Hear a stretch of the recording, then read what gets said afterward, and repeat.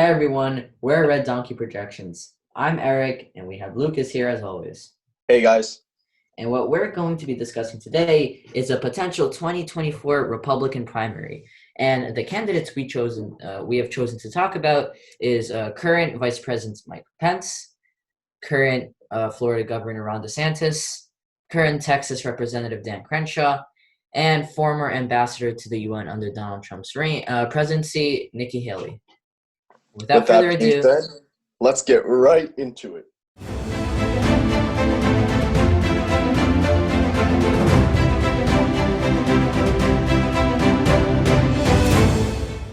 Let's start with Iowa. I do think that Mike Pence will do pretty well here, with the reason being that he is the current vice president, excuse me. But yeah, he's the current vice president, so he has that experience, he has that name recognition from people, so I think he will do pretty well in Iowa. I'd give this one yeah. 27.5%. Also, Um, Mike Pence is super popular right now because he's one of the heads of the coronavirus task force. And once again, during times of crisis, politicians gain lots and lots of popularity, and that probably will help him going into the maybe 2020. I think more than I think maybe 30 30 35%. That sounds more about right. Yeah. Now, Ron DeSantis is the current Florida governor, who is also up there on, I think, our front runners. I think Ron DeSantis will also do relatively well in Iowa. I'd say 27 makes sense. That's still a respectable lead for Pence, but I think that's a good margin for us to use. Dan Crenshaw is a pretty well-known representative now. He's from the state of Texas. Now, the issue with him is that he is a one-term representative. He was elected in 2018, so if we count to 2024, that would be six years of experience. Yes, that's experience, but it's definitely not as much as the other candidates might be.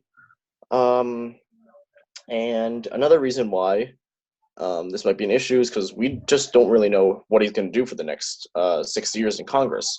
We don't know if he's going to continue to have that name recognition or if he's going to lose it. So I think that because of his Dan Crenshaw's name recognition, I would give him eight delegates. Now, Nikki Haley is also a pretty big name, the former UN ambassador, and she worked on the Trump administration.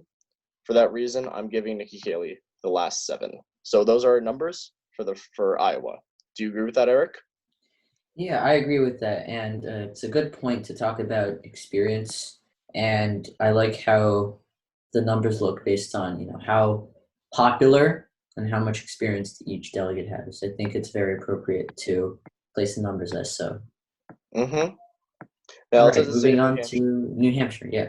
Yes, New Hampshire. Let me slide this over a little bit. New Hampshire was carried by Donald Trump in the 2016 Republican primary. Thinking about that, I think considering Pence is vice president and if people like Trump, I think Pence will perform relatively well in New Hampshire as well. And for that reason, I'm giving him eight delegates. That would make sense here. Ron DeSantis, Florida governor, will also, I think, be the quote-unquote runner-up here. I'd give him 7, 6, 6, 7, somewhere around there. Yeah. I think 6. 6 makes sense here. Now we got Dan Crenshaw. Of course, he has that name recognition, and I think that name recognition will probably do well here.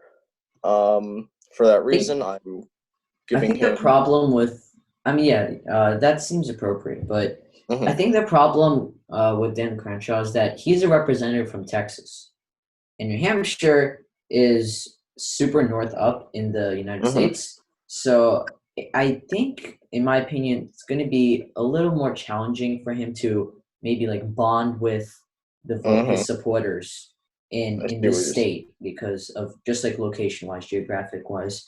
but that seems like an appropriate number. Yeah, now that you say that, I think maybe four. Four would be more accurate here. And then Nikki Haley gets the other four because, yes, she is pretty well known, but like she Competition kind of yeah, outperforms her. hmm that was the best way that it could be said. Now let's head over to Nevada, which is right. Oh gosh, We're making our way across the country. Let's go. yes, we are. Takes a lot of time. Nevada. Oops. Looks like we. All right. So Nevada. Eric, you want to do Nevada? Yeah, sure. I'll do Nevada. So let's start with Mike Pence from the top. So in 2016, I think, yeah, if I'm correct, Donald Trump did win the primary against all of his competition here in 2016. So with that information being stated and based on who he's running against, I think Pence would do the best out of all of these four candidates once again.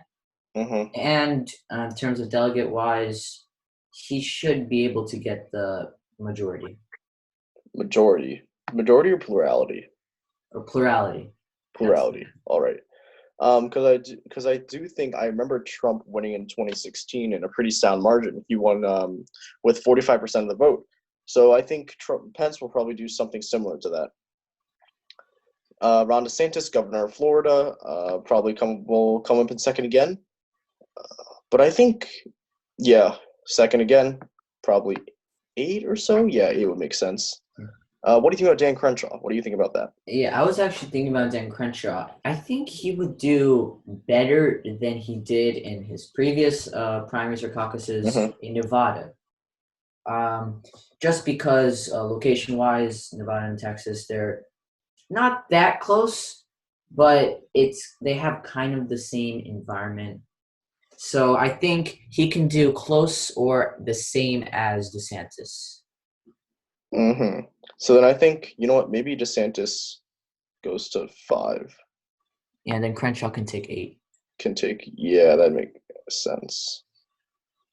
And then, you know what, 7. Because I do think Nikki Haley can pick up more than just one delegate here, so I think Nikki Haley can probably pick up 2 here. All right. And now, our final state. For today's video. South Carolina. South Carolina is the home state of Nikki Haley, actually.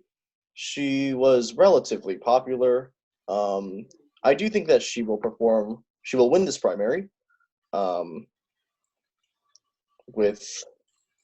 think it's going to be, 17 would make sense. That would make sense here. Yeah. I think Nikki Haley can win because of her home state being here.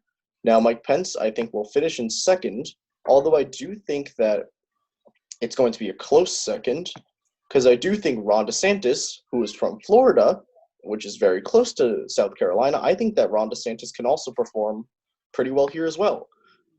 Heck, maybe I say he takes second. Maybe he gets second place here. And I think that that's probably going to be what's going to happen. So 17, 14, 13, and then Dan Crenshaw takes this last 6. Yes, his home state's kind of close, but South, and plus this competition is pretty hard for him. Yeah. Do you agree with that? Yeah, I agree with that. It's pretty fair in my opinion, based on all the given factors that we have to take into account.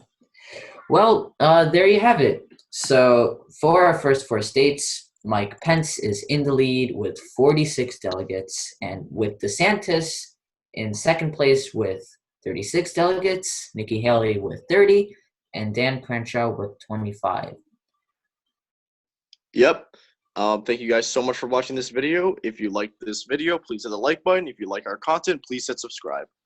We'll see you in our next video tomorrow. See ya!